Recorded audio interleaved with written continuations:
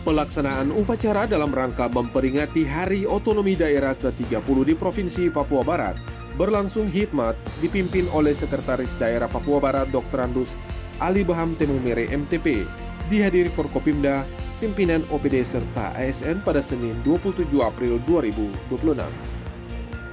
Membacakan sambutan tertulis Menteri Dalam Negeri Republik Indonesia, Sekda Papua Barat mengungkapkan apresiasi pemerintah pusat kepada seluruh jajaran pemerintah daerah, tokoh masyarakat, akademisi, insan pers, serta seluruh elemen bangsa yang telah berkontribusi dalam menyukseskan pelaksanaan otonomi daerah di Indonesia. Selain itu menekankan semangat kolaborasi dan partisipasi aktif menjadi pilar utama dalam memperkuat tata kelola pemerintahan daerah yang responsif, transparan, dan akuntabel. Disampaikan pula bahwa Indonesia merupakan negara besar dengan keragaman budaya, sumber daya alam, dan potensi daerah yang melimpah. Namun potensi tersebut tidak akan optimal tanpa adanya sinergi dan kolaborasi yang solid antara tingkatan pemerintahan. Oleh karena itu, hubungan yang harmonis antara pemerintah pusat dan daerah menjadi kunci dalam mewujudkan cita-cita bangsa sebagai tertuang dalam konstitusi.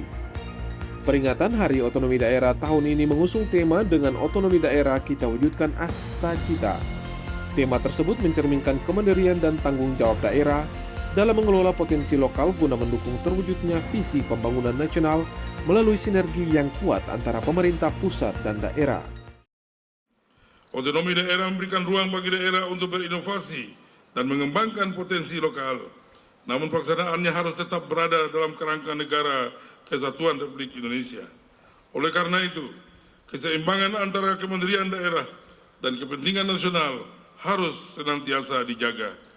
Saya juga mengajak seluruh kepala daerah untuk terus menghadirkan kebijakan yang berpihak kepada masyarakat, terutama dalam menghadapi berbagai tantangan global seperti ketahanan pangan, stabilitas ekonomi, perubahan iklim, serta perkembangan teknologi. Hal-hal strategis yang perlu menjadi perhatian utama bagi seluruh pihak, baik di pusat maupun di daerah, untuk mengharmoniskan gerak langkah pada tataran implementasi. Di antaranya, 1. Upaya mewujudkan swasembada pangan di antaranya dengan menguatkan regulasi, dukungan anggaran dan teknologi yang diiringi dengan penguatan sumber daya manusia pertanian, akses distribusi pemasarannya, serta mengoptimalkan lahan pertanian. 2. Upaya mewujudkan swasembada energi melalui optimalisasi sumber daya domestik, diversifikasi energi, efisiensi dan dukungan kebijakan. Dengan upaya tersebut memberi pengaruh signifikan dalam mengurangi import energi serta memperkuat ketahanan nasional yang mendukung pembangunan berkelanjutan. 3. Pengelolaan sumber daya air diantaranya melalui peningkatan infrastruktur, pengembangan teknologi inovatif, penegakan hukum, serta menyiapkan perangkat kebijakan yang signifikan. 4. Mewujudkan pemerintahan yang transparan, akuntabel, bebas korupsi, dan melayani masyarakat dengan berintegritas. 5.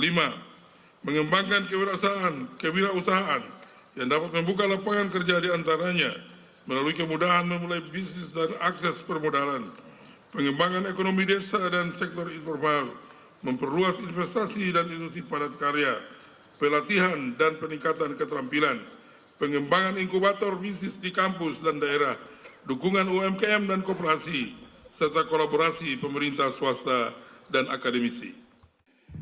Sejumlah hal strategis turut menjadi perhatian, di antaranya program kerja prioritas nasional yang terbagi dalam 8 klaster meliputi kedaulatan pangan, kemandirian energi dan air, pendidikan, kesehatan, hilirisasi dan industrialisasi, infrastruktur dan ketahanan bencana, ekonomi kerakyatan dan desa, serta penurunan kemiskinan. Selain itu, reformasi birokrasi berbasis hasil yang diperkuat dengan digitalisasi dan inovasi daerah terus didorong guna menciptakan tata kelola pemerintahan yang modern dan responsif.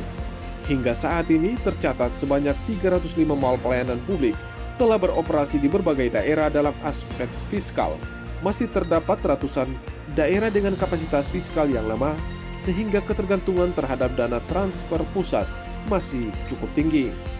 Di sisi lain, kolaborasi antara daerah juga perlu ditingkatkan, termasuk dalam penanganan persoalan sampah yang masih menyisakan jutaan ton sampah belum terkelola secara optimal. Pemerintah juga mendorong peningkatan layanan dasar dan pengentasan ketimpangan yang tercermin dari angka Gini rasio nasional. Sementara itu, stabilitas dan ketahanan daerah tetap dijaga melalui pengendalian inflasi serta pertumbuhan ekonomi yang positif.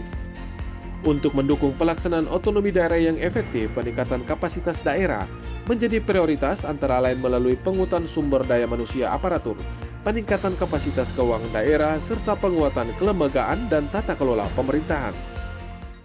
Capaian pelaksanaan otonomi daerah di usia ke-30 tahun ini menjadi pijakan untuk terus mengoptimalkan penyelenggaraan pemerintahan dan meningkatkan pelayanan publik di tengah-tengah tantangan dan dinamika yang ada. Tantangan dalam penyelenggaraan pemerintahan dan pembangunan yang kita hadapi tidaklah mudah, namun dengan kerjasama dan sinergi, 8 sinergi antara pemerintah pusat dan daerah, saya yakin kita bisa menghadapinya. Dari Manokwari, Media Diskominfo Papua Barat melaporkan.